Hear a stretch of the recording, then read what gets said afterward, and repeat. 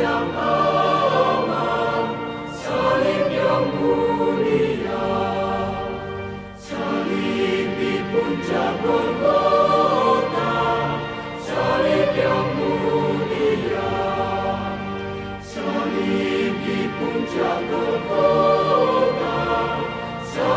yang mulia,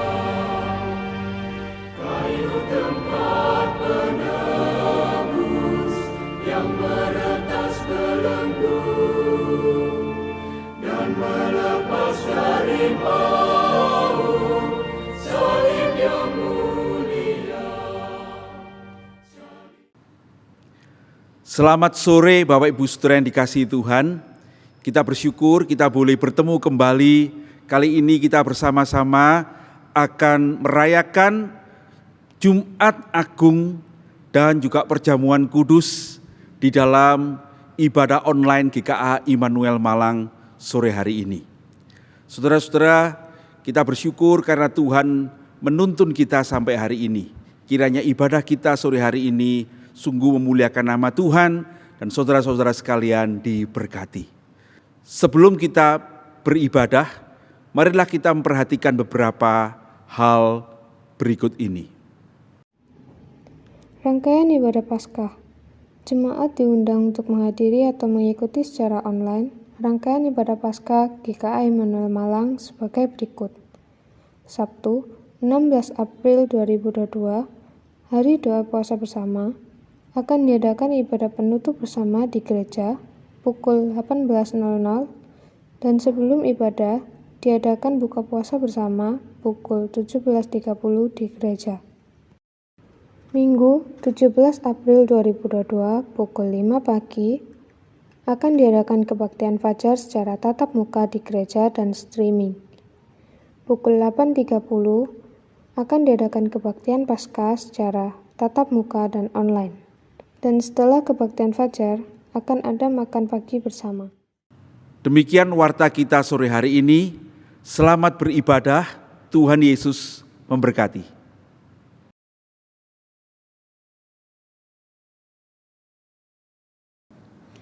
Selamat sore Bapak Ibu yang dikasihi Tuhan, jemaat yang terkasih.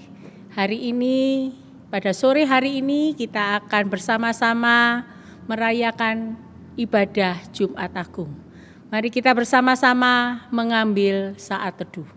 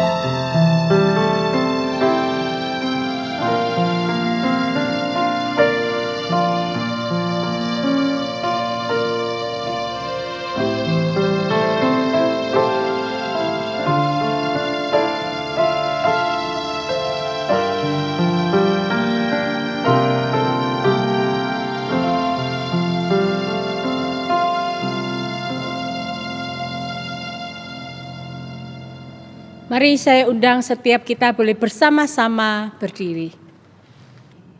Ibadah Jumat Agung pada sore hari ini kita mulai dengan pengakuan bahwa pertolongan kita adalah dari Tuhan yang menciptakan langit dan bumi, yang tetap memelihara segenap ciptaannya dengan kasih setia dan yang tidak pernah meninggalkan hasil perbuatannya sampai selama-lamanya.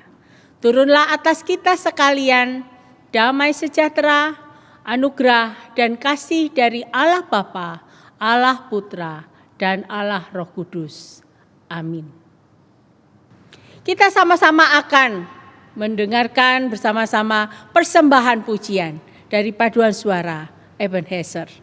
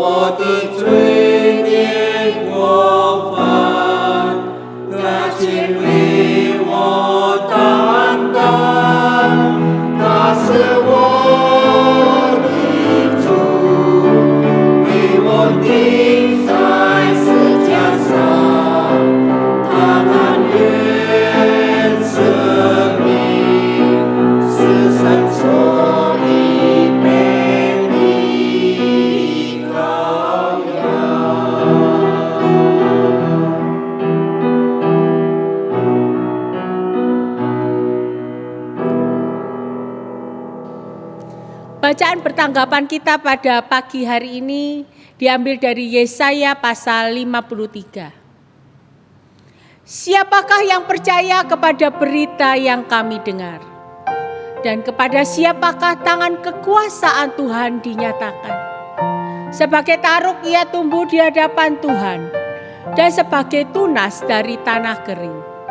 ia tidak tampan, dan semaraknya pun tidak ada, sehingga kita memandang dia, dan rupa pun tidak, sehingga kita menginginkannya. Ia dihina dan dihindari orang, seorang yang penuh kesengsaraan dan yang biasa menderita kesakitan. Ia sangat dihina, sehingga orang menutup mukanya terhadap dia, dan bagi kita pun dia tidak masuk hitungan. Tetapi sesungguhnya penyakit kitalah yang ditanggungnya, dan kesengsaraan kita yang dipikulnya. Padahal kita mengira dia kena tulah, dipukul dan ditindas Allah. Tetapi dia tertikam oleh karena pemberontakan kita. Dia diremukkan oleh karena kejahatan kita. Ganjaran yang mendatangkan keselamatan bagi kita ditimpahkan kepadanya. Dan oleh bilur-bilurnya kita menjadi sembuh. Kita sekalian sesat seperti domba. Masing-masing kita mengambil jalannya sendiri. Tetapi Tuhan telah menimpakan kepadanya kejahatan kita sekalian. Dia dianiaya, tetapi dia membiarkan diri ditindas dan tidak membuka mulutnya seperti anak domba yang dibawa ke pembantaian. Seperti induk domba yang keluh di depan orang-orang yang menggunting bulunya, ia tidak membuka mulutnya. Sesudah penahanan dan penghukuman ia terambil, dan tentang nasibnya siapakah yang memikirkannya? Sungguh, ia terputus dari negeri orang-orang hidup, dan karena pemberontakan umatku, ia kena tulah.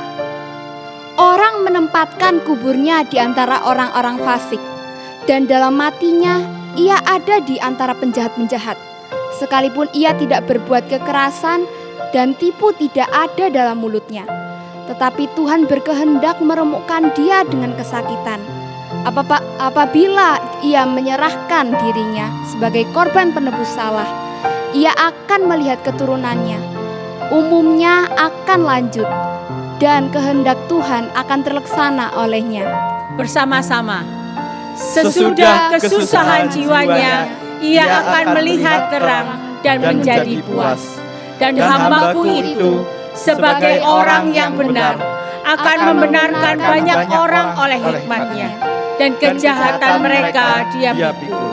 Sebab itu Aku akan membagikan kepadanya orang-orang besar sebagai rampasan, dan ia akan memperoleh orang-orang kuat sebagai jarahan, yaitu sebagai ganti, karena ia telah menyerahkan nyawanya ke dalam maut, dan karena ia terhitung di antara pemberontak-pemberontak, sekalipun ia menanggung dosa banyak orang dan berdoa untuk pemberontak-pemberontak.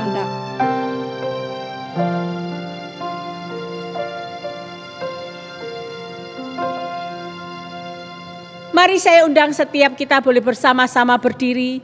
Kita akan menyanyikan pujian ribuan malaikat.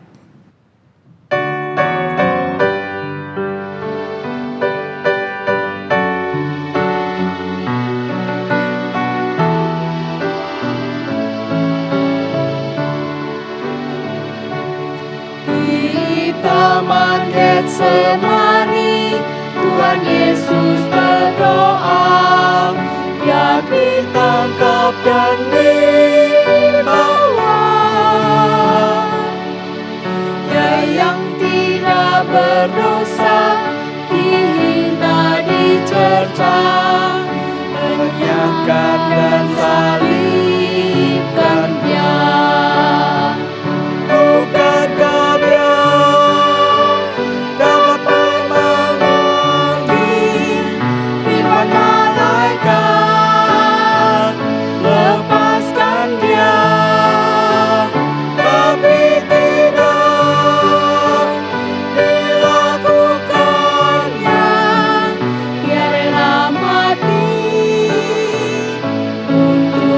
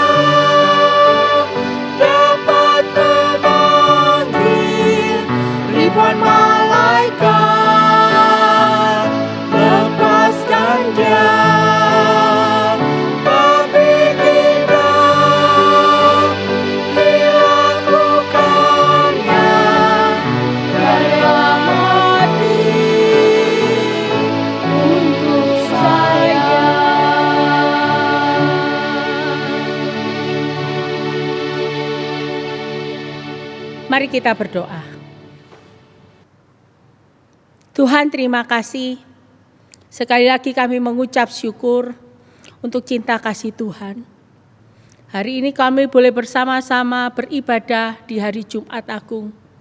Kami boleh melihat pengorbanan-Mu bagi setiap kami. Engkau telah mati bagi setiap kami. Dan biarlah kami boleh menaikkan pujian ini sekali lagi untuk mengingat bahwa Engkau telah mati untuk kami. Terima kasih ya Tuhan. Di dalam nama Tuhan Yesus, kami menyerahkan ibadah kami ini dari awal mula hingga akhirnya. Amin. Silakan duduk. Kita akan bersama-sama masuk di dalam doa pengakuan dosa, tetapi sebelumnya kita akan menyanyikan pujian di bawah salib Yesus.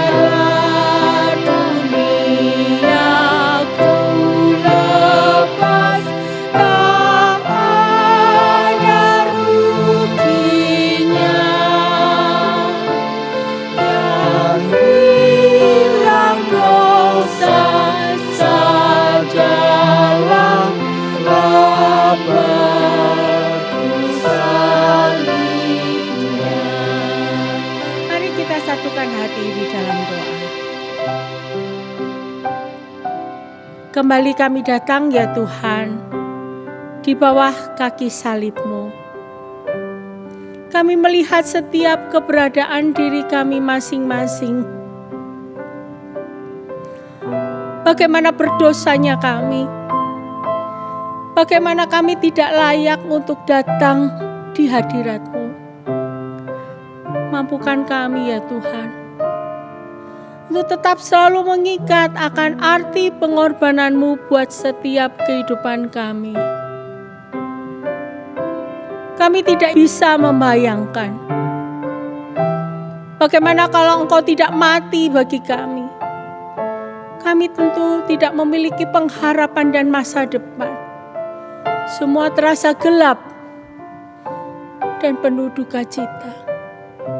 Sekali lagi kami mengucap syukur untuk pengorbanan-Mu buat kami. Dan biarlah kami menghargainya di dalam kehidupan kami. Di dalam nama Tuhan Yesus kami berdoa dan bersyukur. Amin.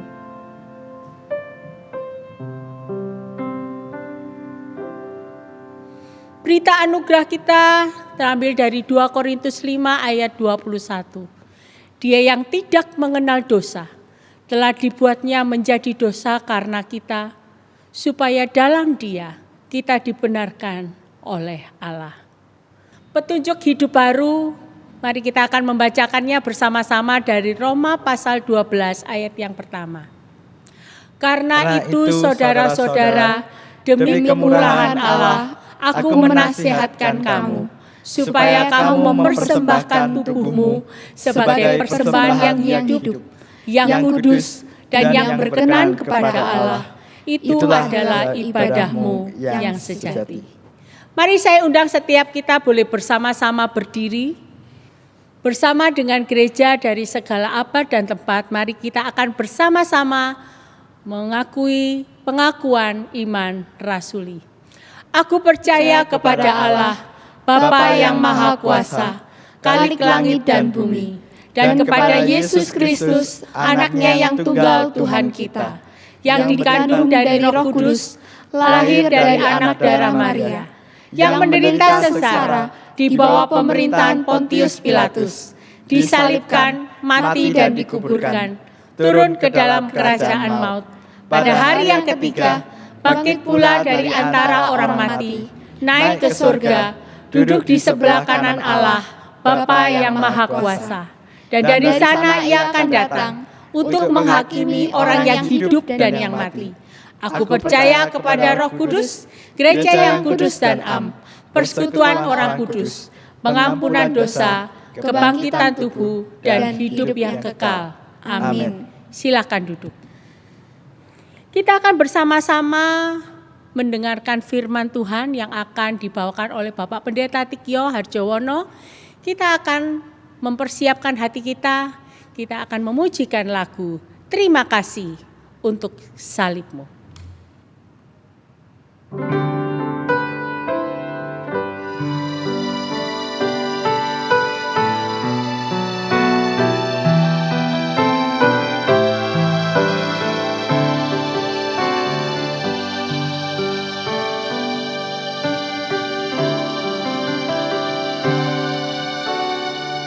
Mahkota duri di kepalamu,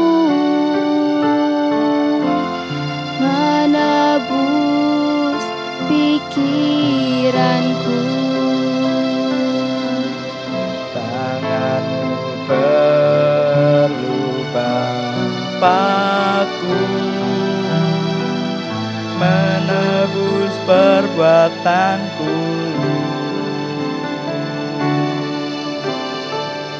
Pilu di sekujur tubuhmu, menyembuhkan sakitku. Tombak menusuk lambungmu, mentahirkan hatiku.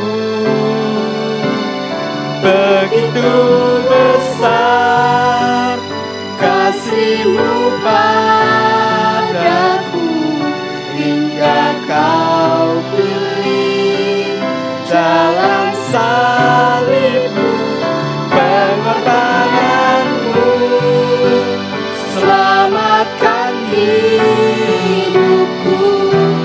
Terima kasih untuk salib-Mu. Mahkota duri di kepalamu. Mahkota duri di kepalamu, menebus pikiranku. Tanganmu berlubang paku, menebus perbuatanku. Pilu di sekujur tubuhmu, menyembuhkan sakitku. Tombak menusuk lambungmu, mentahirkan hatiku. Begitu besar kasih-Mu padaku, hingga Kau pilih jalan salibmu, pengorbananmu, selamatkan hidupku. Terima kasih untuk salibmu. Begitu besar kasih-Mu padaku. Begitu besar kasih-Mu padaku, hingga Kau pilih jalan salibmu, pengorbananmu, selamatkan hidupku. Terima kasih untuk salibmu. Terima kasih untuk salibmu. Terima kasih untuk salibmu.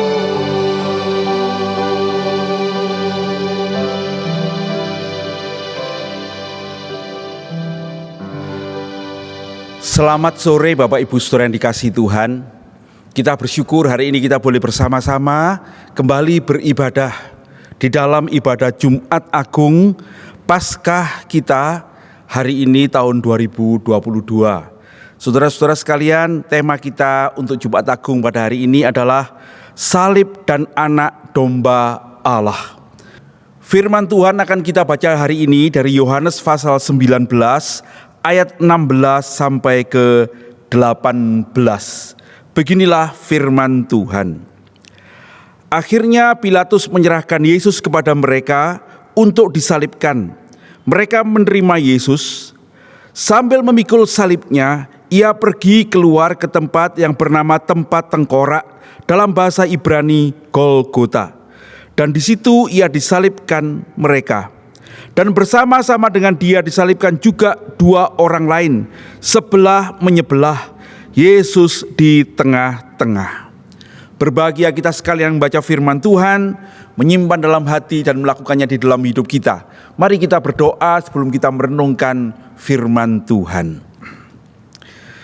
Bapa yang di sorga, terima kasih kami boleh bersama-sama hari ini menyambut Paskah. Dan secara khusus hari ini kami mengingat akan kematian dan kesengsaraan Tuhan di kayu salib. Kami bersyukur pada hari ini kami juga boleh merayakan Jumat Agung ini dengan perjamuan kudus.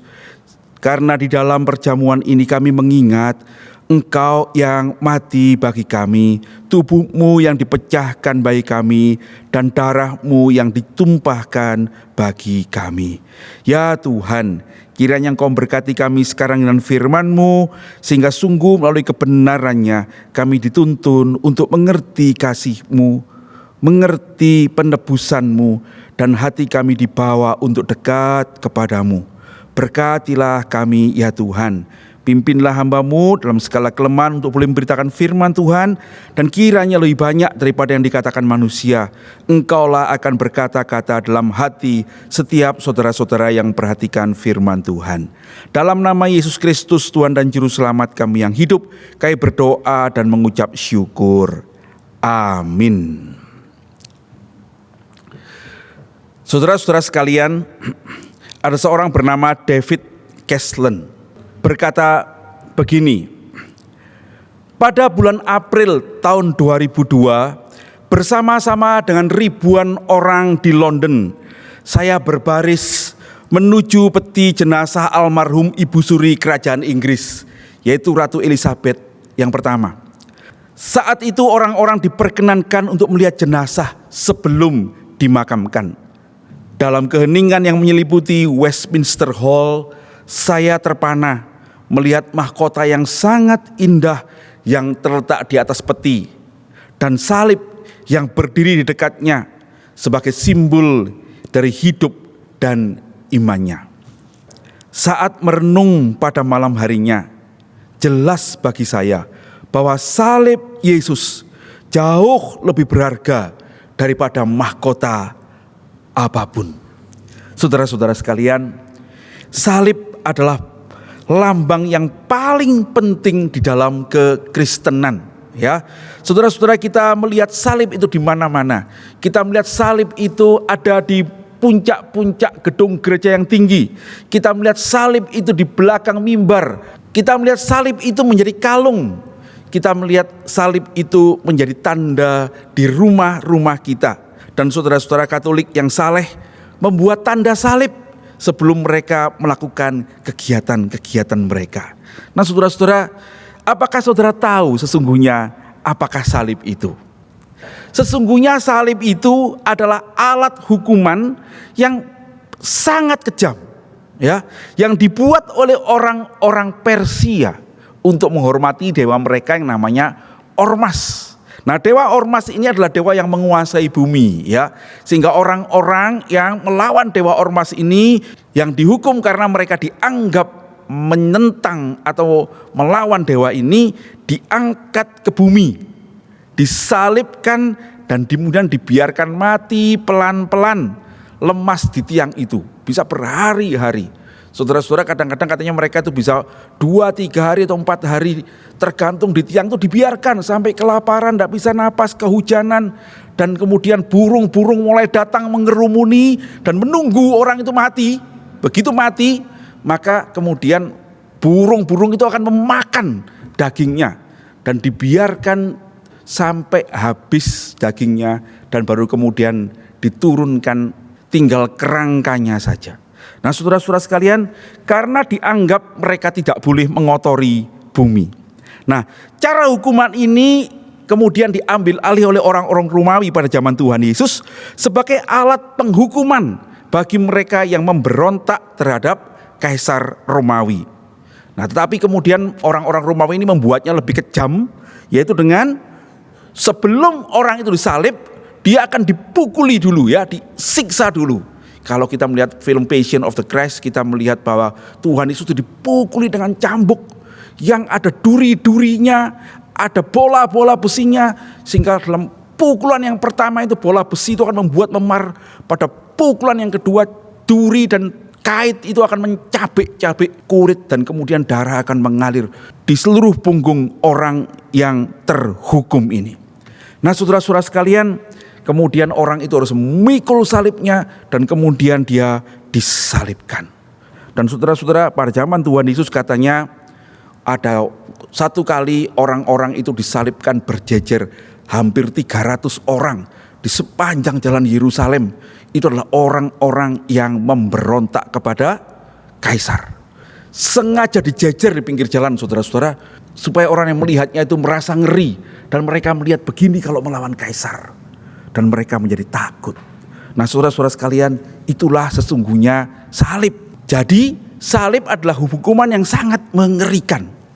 Nah, sekarang saudara-saudara coba bayangkan, ya, kalau seandainya gini, kita ini pakai kalung, gambarnya itu adalah kursi listrik, begitu ya, atau di gereja kita itu di belakang mimbarnya ini ada gambar tiang gantungan gitu.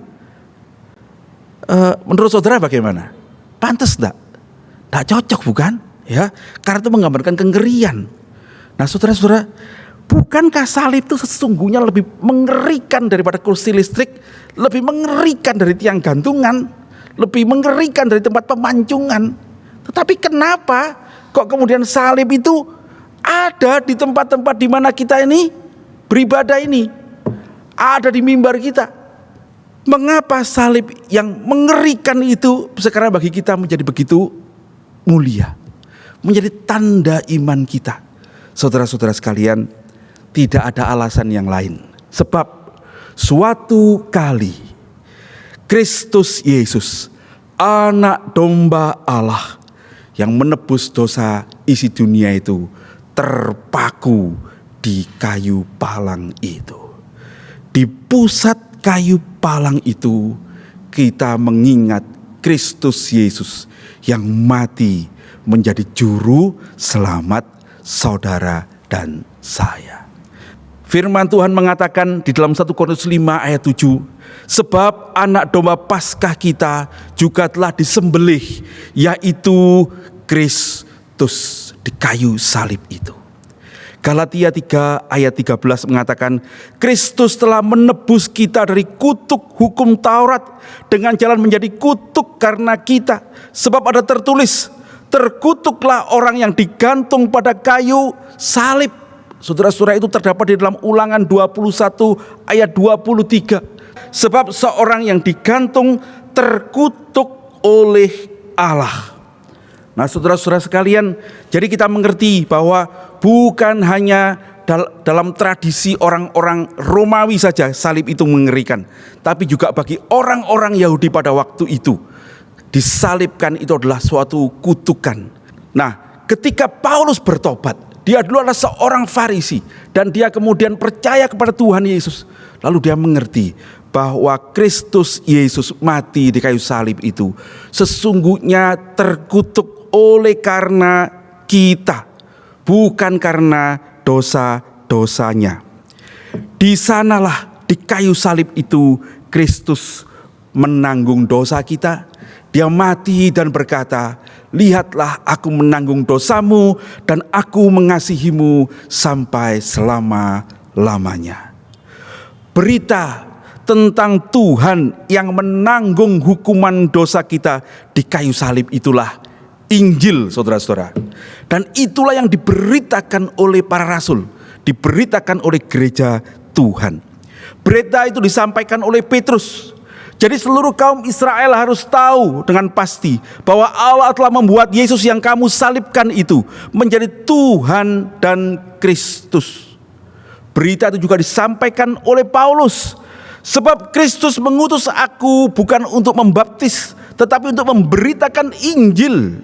Dan itu bukan saya sampaikan dengan hikmat perkataan, supaya salib Kristus itu yang saya beritakan tidak sia-sia. Berita itu menjadi pusat seluruh kitab Injil.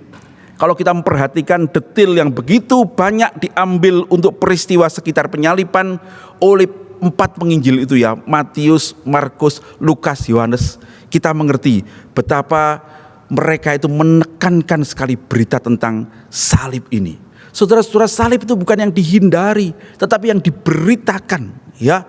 Hampir sepertiga atau setengah bahkan dari Injil itu menceritakan minggu-minggu menjelang penyaliban sampai kebangkitan Tuhan Yesus. Nah, saudara-saudara, dan tradisi yang kita warisi sampai hari ini dari gereja Tuhan, Paskah itu dipersiapkan 40 hari lamanya. Kita mengenal dengan masa Prapaskah ini ya. Dan kita sudah melewati 6 minggu masa Prapaskah sampai pada Jumat Agung ini. Saudara-saudara sekalian, salib itu diberitakan dari awal kitab suci sampai akhir kitab suci, termasuk di dalam kitab Wahyu, di mana dia disebut di dalam Wahyu 11 ayat 8 itu yang dikatakan secara rohani disebut Sodom dan Mesir, di mana juga Tuhan mereka disalibkan. Saudara-saudara sekalian, cerita tentang salib itu diceritakan bahkan sampai kepada kitab Wahyu. Saudara-saudara sekalian, tema besar rangkaian ibadah Paskah kita tahun ini adalah lihatlah anak domba Allah yang di kayu salib itu telah menghapus dosa isi dunia.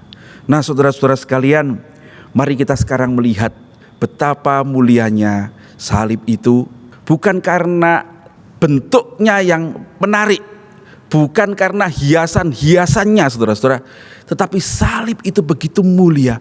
Sebab ketika kita memandang salib, sesungguhnya mata kita memandang anak domba Allah yang disalibkan di sana bagi kita. Saudara-saudara sekalian, anak domba Allah itulah gelar yang penting, yang ada hubungan sangat dekat dengan penyaliban Kristus. Salah satu gambaran yang paling penting dalam Alkitab tentang Yesus adalah dia itulah anak domba Allah yang menghapus dosa dunia. Dan saudara-saudara sekalian, sepanjang masa Prapaskah ini, 6 minggu lamanya, kita membicarakan tentang anak domba Allah itu.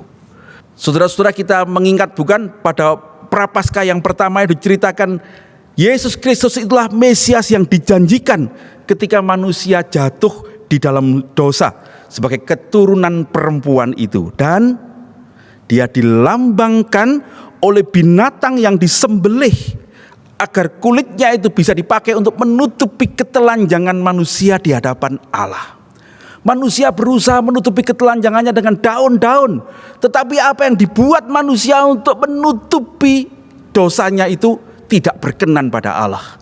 Allah memberikan kulit anak domba yang disembelih itu, yang menunjukkan pengorbanan anak domba itu agar manusia layak di hadapannya.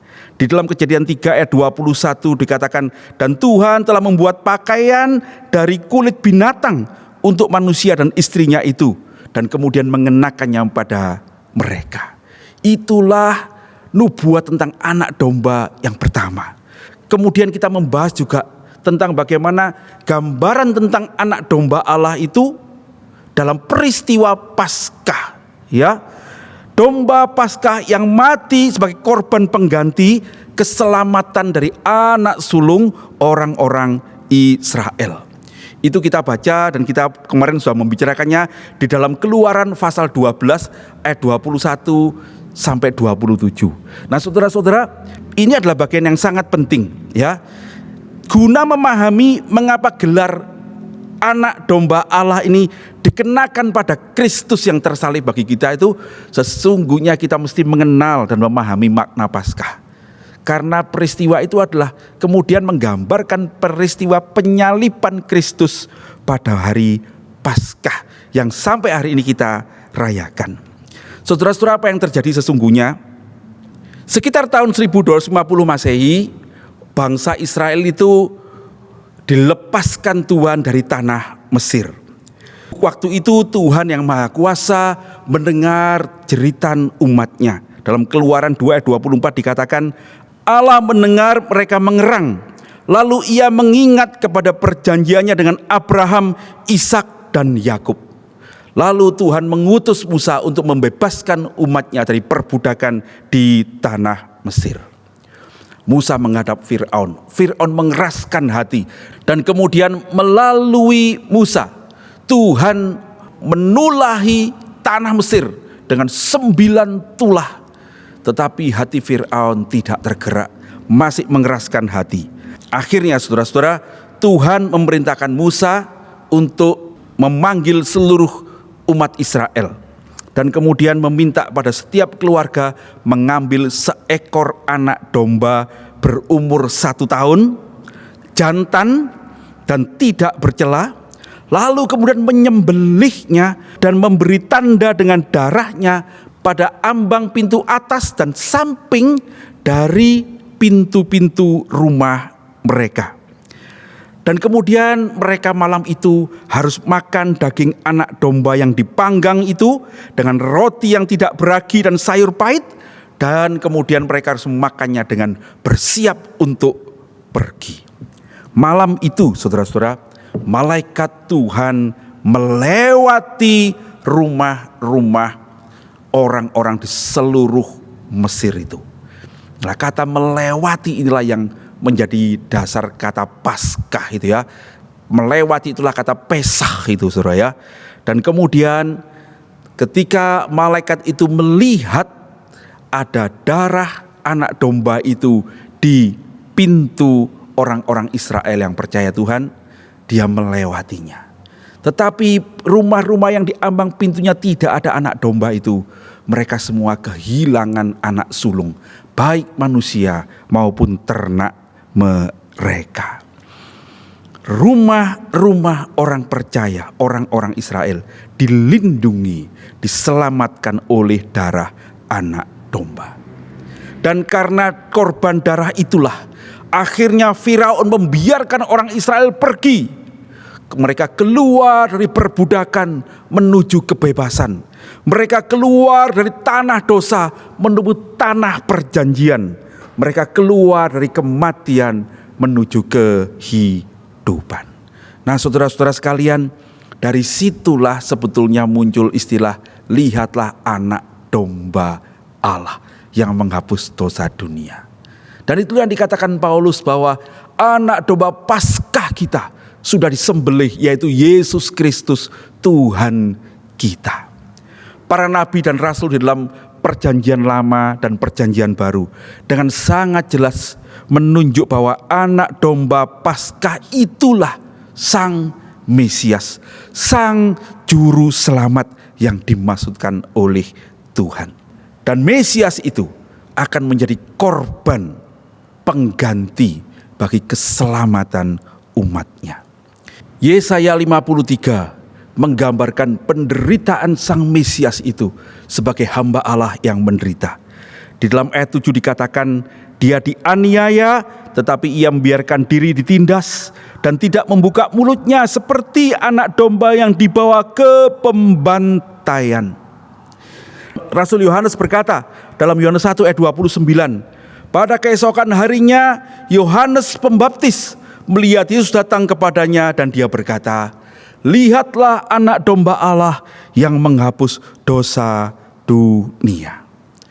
Rasul Paulus berkata, sebab anak domba Paskah kita telah disembelih, telah dikorbankan, yaitu Kristus Yesus sendiri.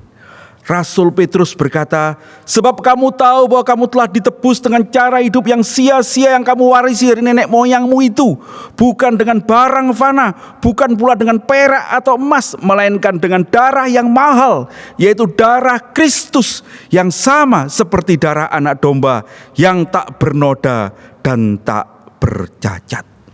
Saudara-saudara, Tuhan Yesus Kristus itulah anak domba Paskah yang disembelih itu. Disalib itu, dia menjadi keselamatan bagi saudara dan saya. Saudara-saudara sekalian, tidak ada seorang pun yang bisa dibenarkan di hadapan Allah oleh karena kebaikannya sendiri. Firman Tuhan mengatakan bahwa manusia itu telah berbuat dosa. Semua manusia telah berbuat dosa dan dia kehilangan kemuliaan Allah. Manusia berusaha kembali pada Allah, tetapi manusia sudah kehilangan kemampuan untuk bisa hidup sesuai dengan kehendak Allah. Tetapi setiap Paskah kita diingatkan, waktu kita berdosa, waktu kita binasa, Tuhan datang mengasihi kita. Saudara-saudara, lihatlah anak domba Allah yang disalib itu menghapus dosa isi dunia. Lihatlah, dia terpaku di sana, lambungnya tertikam, kepalanya bermahkota duri, seluruh tubuhnya tercabik-cabik, bukan karena menanggung hukumannya sendiri, tetapi ia menanggung hukuman dosa kita semua. Lihatlah, dia menjadi korban pengganti bagi kita, agar kita diperdamaikan dengan Allah. Lihatlah, dia mati agar kita beroleh hidup. Dan setiap Jumat Agung ini, kita mengingat dia yang disalibkan bagi kita, menanggung hukuman yang ngeri itu untuk saudara dan saya. Saudara-saudara, lihatlah salib. Salib dirancang begitu sederhana. Ada satu tiang tegak dan ada satu tiang yang mendatar. Yang satu melambangkan kekudusan Allah yang tinggi dan keadilannya yang tegak abadi. Yang lain menggambarkan kasih Allah yang tak terhingga luasnya bagi kita sekalian. Yang satu melambangkan keadilan Allah yang menghukum orang berdosa. Yang lain menggambarkan kasih Allah bagi orang berdosa, saudara dan saya. Salib itu ada di persimpangannya. Ia adalah gambaran dilema antara keadilan Allah dan kasih Allah. Allah harus menunjukkan keadilannya kepada kita, sekalipun dia mengasihi kita. Puji Tuhan, Yesus Kristus terpaku di persimpangan itu, supaya kasih Allah dinyatakan kepada kita dengan tidak menurunkan standar keadilannya. Allah meletakkan dosa kita kepada Dia yang tidak berdosa dan menghukum Dia di kayu salib itu. Firman Tuhan berkata di dalam Roma 8 ayat 3. Tetapi apa yang tidak dapat dilakukan oleh manusia karena daging, telah dilakukan Allah dengan mengutus anaknya di dalam daging yang serupa dengan daging yang berdosa itu untuk menjatuhkan hukuman atas dosa. Saudara-saudara sekalian, di dalam firman Tuhan itu kita menemukan kebenaran ini. Sesungguhnya Tuhan itu mengasihi manusia, tetapi dosa itu menghalangi manusia untuk menerima anugerah Allah. Firman Tuhan berkata, telinga Tuhan tidak kurang tajam untuk mendengar, tangan Tuhan tidak kurang panjang untuk menjangkau, tetapi yang menjadi penghalang antara kamu dan Allahmu adalah dosa-dosamu. Tuhan mengasihi manusia yang berdosa, tetapi Tuhan menghukum orang yang berdosa. Di kayu salib itu dikatakan di dalam Roma tadi, bukan, bahwa apa yang tidak mungkin dilakukan manusia untuk bisa melepaskan diri dari dosa ini dibuat Allah. Dengan cara bagaimana? Dia sendiri turun ke dalam dunia, mengambil rupa daging yang dikuasai dosa. Karena dosa ini, Dia menjadi Kristus Yesus yang lahir di dalam daging. Ini yang kita kenal ketika kita merayakan Natal. Yesus lahir sebagai manusia, tapi Dia tidak berdosa oleh karena kelahiran Roh Kudus dan anak darah. Di dalam daging ini kemudian saudara-saudara, Tuhan menimpakan dosa kita sekalian. Kristus menanggungnya di kayu salib. Kemudian Dia mati. Pada hari yang ketiga Dia bangkit dan naik ke sorga. Dan kepada orang percaya sekarang kasih Allah dinyatakan dan boleh diterima. Kepada siapa? Kepada orang-orang yang mau dengan iman menyerahkan dosa-dosanya kepada Yesus Kristus. Yang dengan rendah hati berkata, ya Tuhan, aku tidak mampu menolong diriku sendiri. Aku datang kepadamu, selamatkanlah aku. Jadilah Engkau juru selamatku, masuklah dalam hatiku. Engkaulah kiranya yang akan menjadi penolong dan penebusku. Orang seperti ini menyerahkan beban dosanya untuk ditanggung oleh Kristus, anak Allah yang kekal itu. Dan Dialah yang akan menerima keselamatan dan anugerah Tuhan. Saudara-saudara sekalian, Yohanes mencatat di dalam Injilnya, Yohanes 3 ayat 16. Karena begitu besar kasih Allah akan dunia ini, sehingga Ia telah mengaruniakan anaknya yang tunggal, supaya setiap orang yang percaya kepadanya tidak binasa, melainkan beroleh hidup yang kekal. Anak domba Allah itu tersalib bagi kita, karena begitu besar kasih Allah kepada kita. Saudara-saudara sekalian, kalau saya ditanya, Pak Tikyo, mau engkau mengorbankan nyawa anakmu Musa itu untuk orang lain? Saya pasti jawab tidak. Saudara-saudara, barangkali ya untuk nyawa saya sendiri ada orang yang saya rela berkorban. Misalnya contohnya memang anak saya. Tetapi kalau orang itu akan mencelakai anak saya rasa saya tidak akan menyerahkannya. Saudara, saya mempunyai 5 anak, tetapi semuanya saya kasihi. Tidak satu orang pun yang kurang kasihnya daripada yang lain. Dan saya tidak akan menyerahkannya untuk mati bagi orang lain. Tetapi firman Tuhan berkata, Tuhan punya cuma 1 anak yang paling dikasihinya. Tetapi karena engkau dan saya, Dia menyerahkannya. Seakan-akan saudara-saudara, engkau dan saya lebih penting daripada anaknya itu. Kenapa begitu? Sebab Tuhan mau menunjukkan kepada kita betapa besar kasih Allah itu kepada engkau dan saya. Sehingga Ia mengaruniakan anaknya yang tunggal untuk mati, supaya kita yang percaya beroleh hidup. Saudara-saudara, pertanyaannya, apakah yang menghalangi saudara menerima kasih Allah itu? Mengapa sampai hari ini saudara belum mau menerima Dia sebagai Tuhan dan Juru Selamatmu?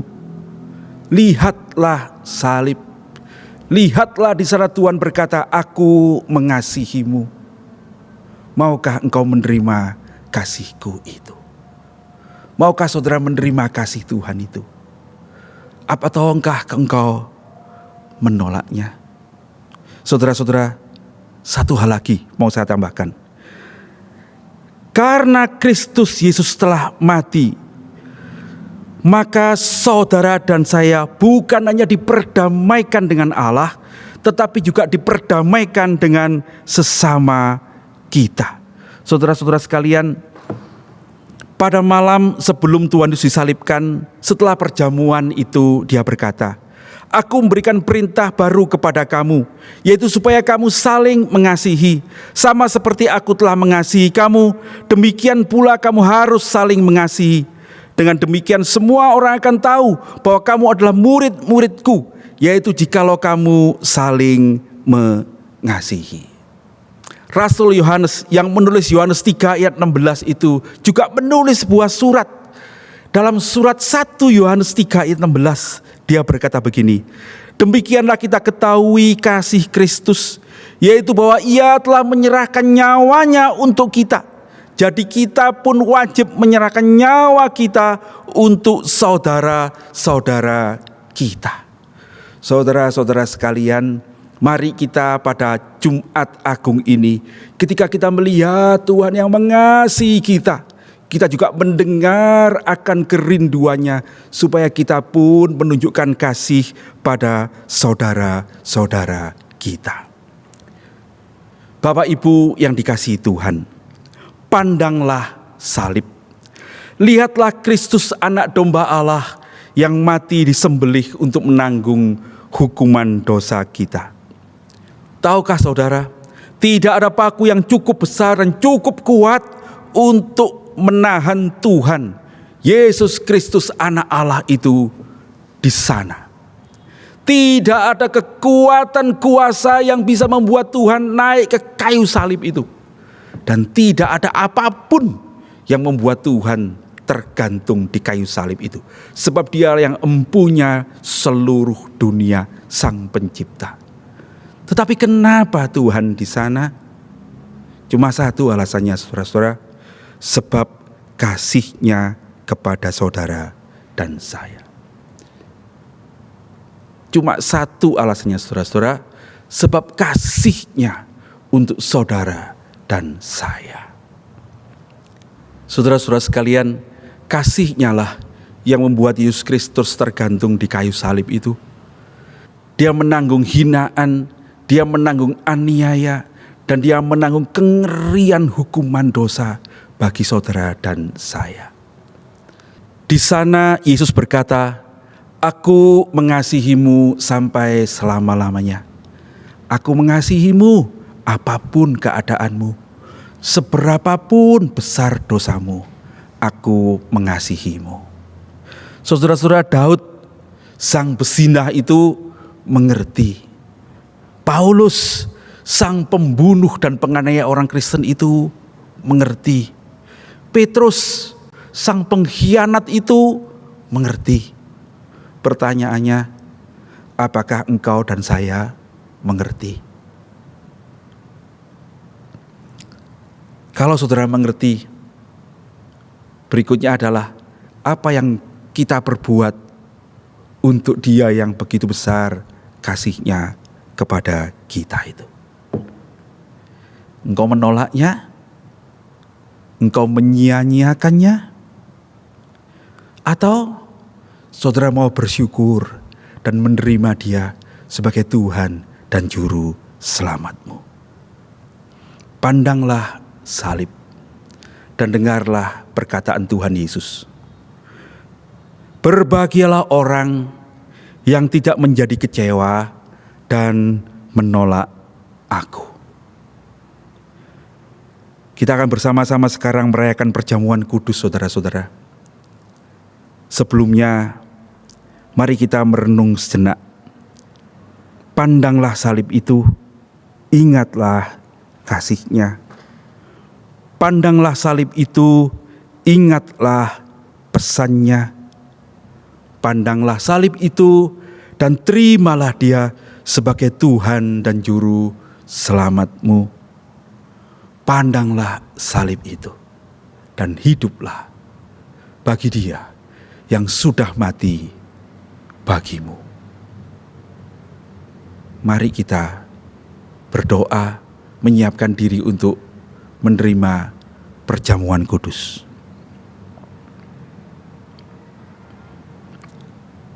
Bapa yang di sorga, terima kasih kami punya kesempatan sekali lagi untuk mengingat kasih Tuhan yang begitu besar kepada kami. Kami mohon ampun, karena sesungguhnya lah kami orang-orang yang pelupa.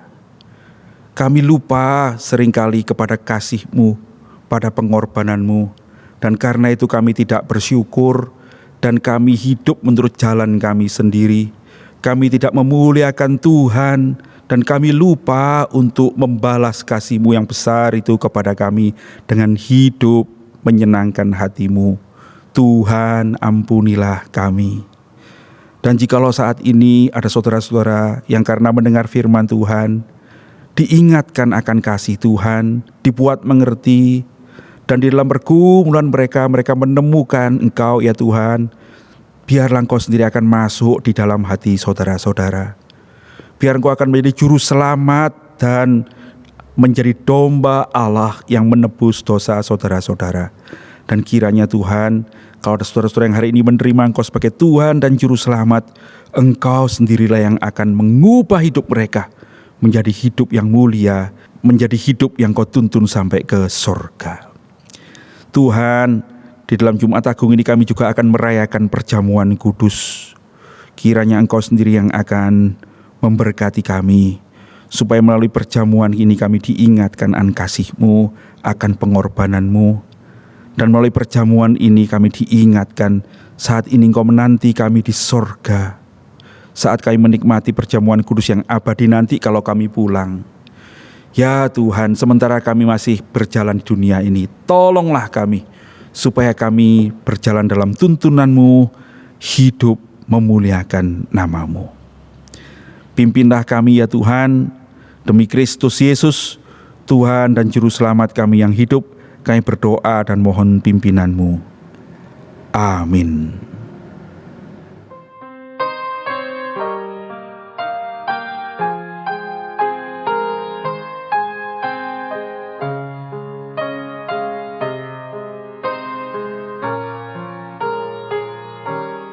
Pada malam Tuhan telah dikhianati, dipecahkan roti dan berkata, ambillah cawan tubuhku untukmu, minumlah darah tercurah bagimu, lakukanlah untuk mengenangku.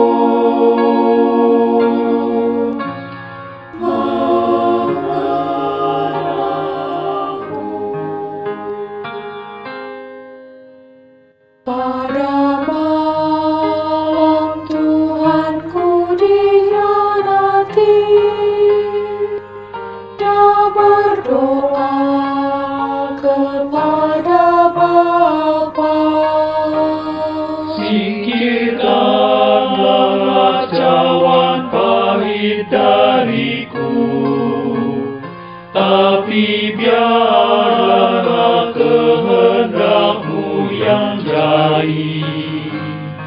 Dalam pergumulan Kau mengingatku, mengingatku.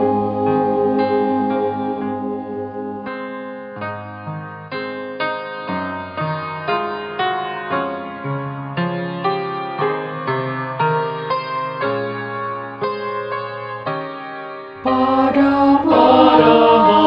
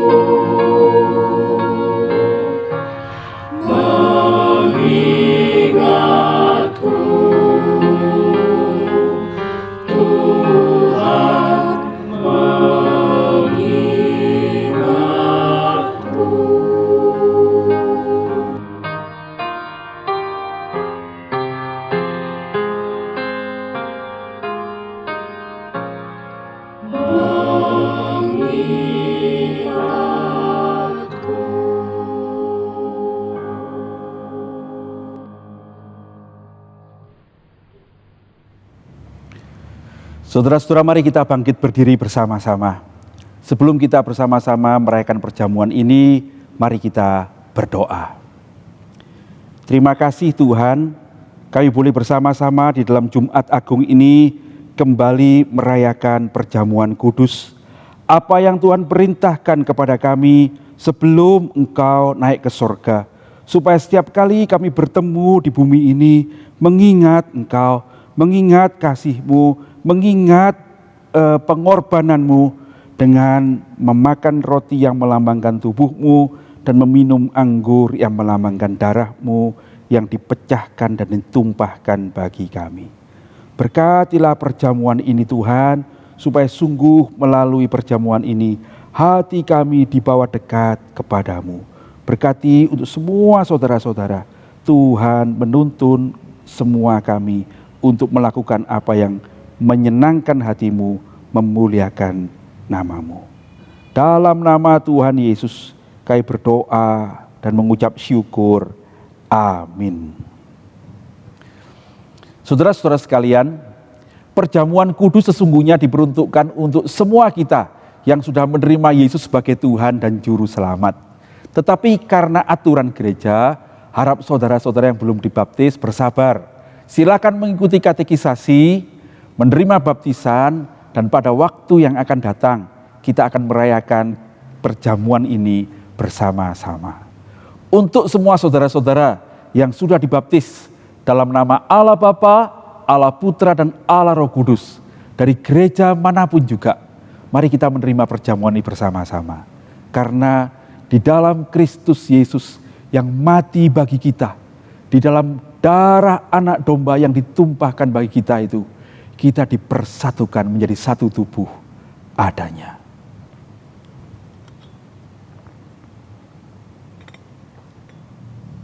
Pada malam, waktu Tuhan Yesus diserahkan, Ia mengambil roti, mengucap syukur atasnya, memecahkannya, dan berkata, "Inilah tubuhku yang dipecahkan bagi kamu.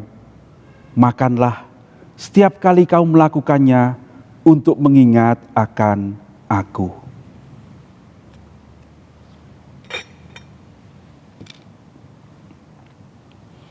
Kemudian Tuhan Yesus mengambil cawan setelah makan dan berkata, "Cawan ini adalah cawan perjanjian baru yang dimeteraikan dengan darahku, darah yang ditumpahkan bagi keselamatan banyak orang bagi pengampunan dosa.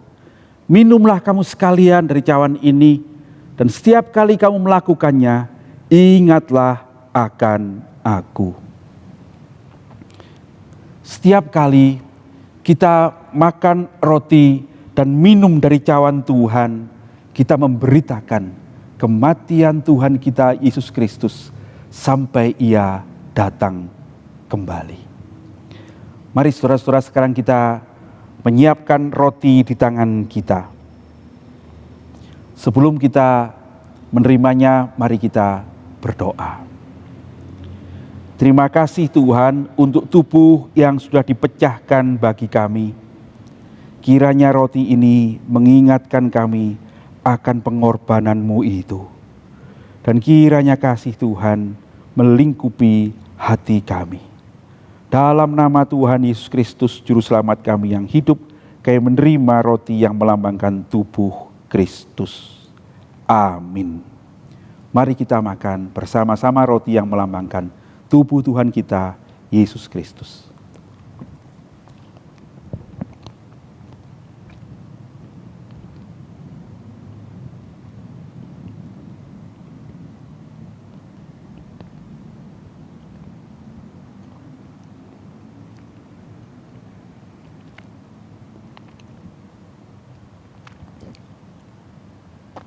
Mari mengangkat cawan di tangan kita.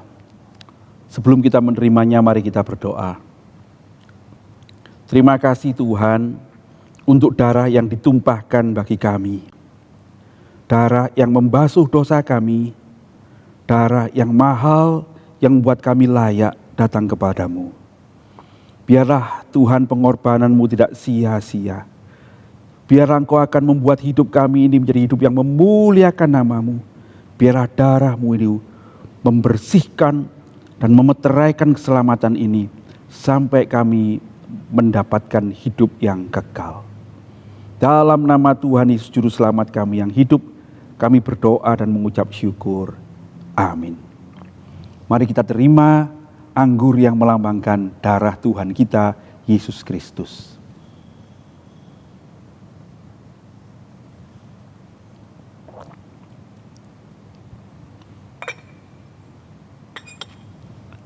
Mari kita berdoa.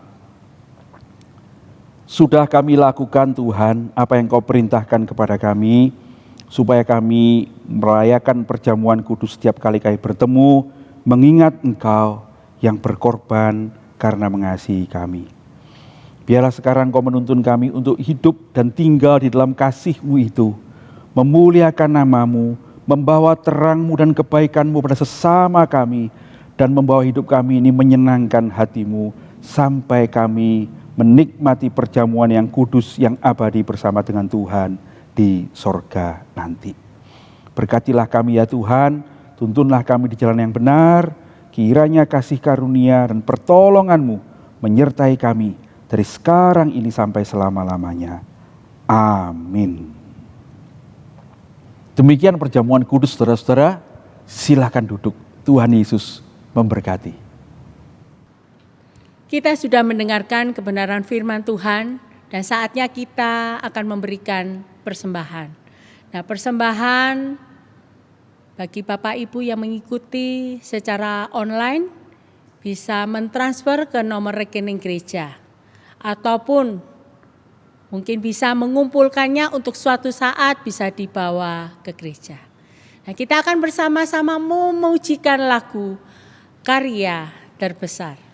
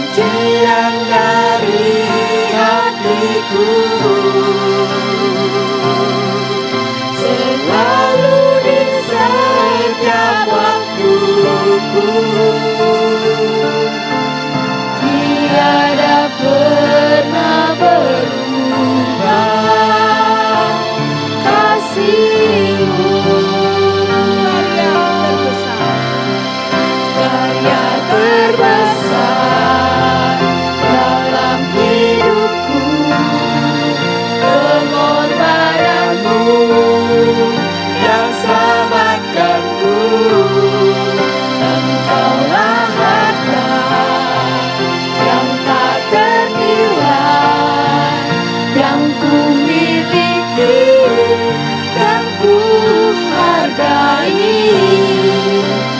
Yesus, Engkau ku kagumi. Yesus, Engkau ku kagumi. Yesus, Engkau ku kagumi.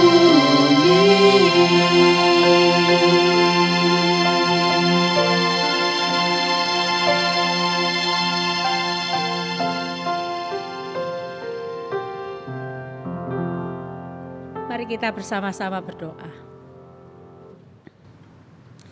Tuhan, terima kasih. Dari awal hingga akhirnya Tuhan boleh menyertai setiap kami di dalam ibadah pada sore hari ini. Mengucap syukur ya Tuhan, masih ada kesempatan demi kesempatan yang masih Kau berikan bagi kami.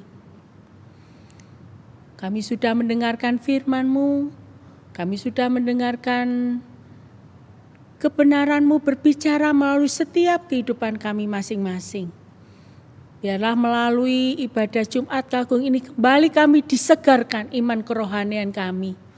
Untuk melihat bahwa anak domba Allah itu sudah berkorban bagi setiap kehidupan kami. Dan saat ini kami juga menyerahkan persembahan yang sudah kami kumpulkan. Kami rindu persembahan ini boleh Kau pakai menjadi pelebaran kerajaan-Mu, menjadi berkat bagi jemaat-Mu juga di tempat ini. Saat ini kami bersatu hati menyerahkan untuk perdamaian dunia. Di dalam negara-negara yang bergolak, biarlah Tuhan sendiri yang boleh memberikan belas kasihan, sehingga perdamaian dunia itu boleh tetap berjalan dengan baik, tanpa adanya huru hara, tanpa adanya pertikaian, tanpa adanya peperangan.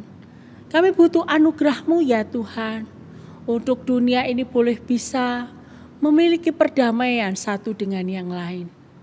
Menyerahkan juga untuk pergumulan bangsa negara kami Indonesia, di dalam pergumulan yang tidak begitu mudah, dengan krisis, dengan segala kelangkaan bahan baku yang ada, kenaikan barang-barang yang melonjak tinggi. Tuhan, biarlah Tuhan mampukan untuk rakyat boleh tetap belajar melihat segalanya dan belajar untuk tetap mengandalkan Tuhan. Tuhan, beri belas kasihan-Mu untuk bangsa negara ini. Menyerahkan untuk pemerintahan yang ada. Biarlah Tuhan pakai setiap mereka boleh memberikan kebijakan-kebijakan yang tepat sehingga itu berguna untuk kesejahteraan rakyat di Indonesia ini. Menyerahkan juga untuk pemberian vaksin booster yang sampai saat ini masih berjalan. Kiranya Tuhan boleh pimpin semuanya sehingga boleh membuat imun tubuh seseorang menjadi lebih baik. Pada saat ini kami juga menyerahkan untuk GKA kami, GKI Immanuel ini ke dalam tangan Tuhan. Menyerahkan segala pergumulan yang ada, menyerahkan untuk setiap hamba Tuhan, majelis, pengurus, aktivis semuanya. Untuk mereka boleh sama bersatu hati, boleh memiliki hati yang memberikan yang terbaik bagi gereja-Mu ini ya Tuhan. Menyerahkan juga untuk rangkaian ibadah Paskah, biarlah Tuhan sendiri yang boleh memimpin beracara semuanya. Menyerahkan juga pada saat ini ya Tuhan, pergumulan jemaat kami di dalam kondisi yang tidak mudah, pergumulan di dalam ekonomi, Tuhan sendiri yang boleh berikan topangan Tuhan. Untuk mereka juga di dalam masalah relasi, Tuhan kiranya pulihkan. Untuk mereka yang belum percaya kepada Engkau, Tuhan kami rindu, setiap kami boleh menjadi berkat dan kesaksian buat mereka. Kami juga menyerahkan untuk jemaat-jemaat di dalam segala pergumulan mereka, di dalam kondisi kesehatan, biarlah Tuhan sendiri yang boleh memulihkan kesehatan. Tuhan memakai setiap obat-obatan dan semuanya itu boleh menjadi kesembuhan buat setiap mereka. Kami menyerahkan setiap pergumulan kami ke dalam tangan Tuhan. Kiranya melalui semuanya ini, nama Tuhan dimuliakan. Terima kasih ya Tuhan. Kami menyerahkan kehidupan kami ke dalam tangan pimpinan kasih-Mu. Di dalam nama Tuhan Yesus kami berdoa dan bersyukur. Amin. Kita akan mengakhiri ibadah pada sore hari ini. Saya undang setiap kita bersama-sama boleh berdiri. Kita akan memujikan lagu doksologi.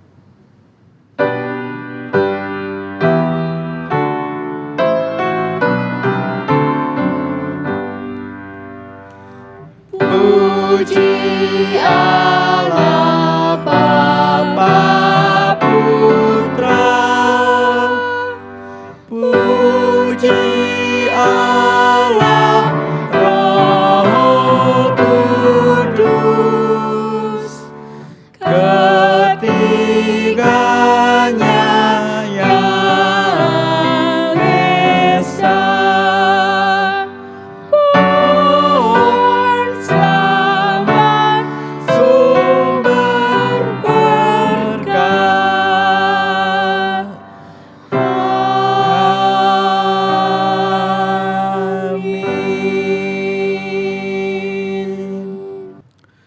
Jemaat yang dikasihi Tuhan, sekarang arahkanlah hatimu kepada Tuhan dan mari kita mengakhiri ibadah kita ini dengan menerima berkat Tuhan.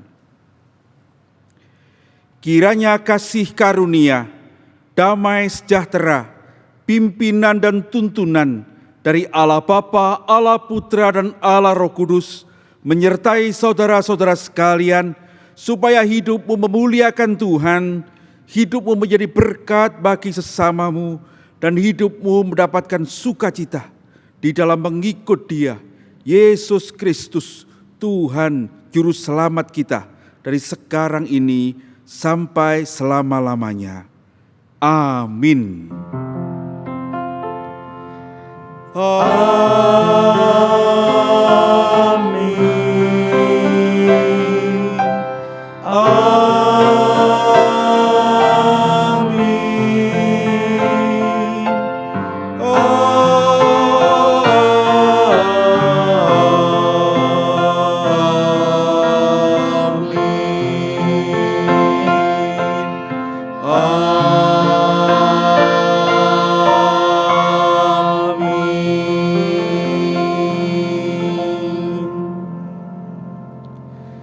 Silakan duduk, saat teduh kebaktian selesai, Tuhan memberkati saudara-saudara sekalian.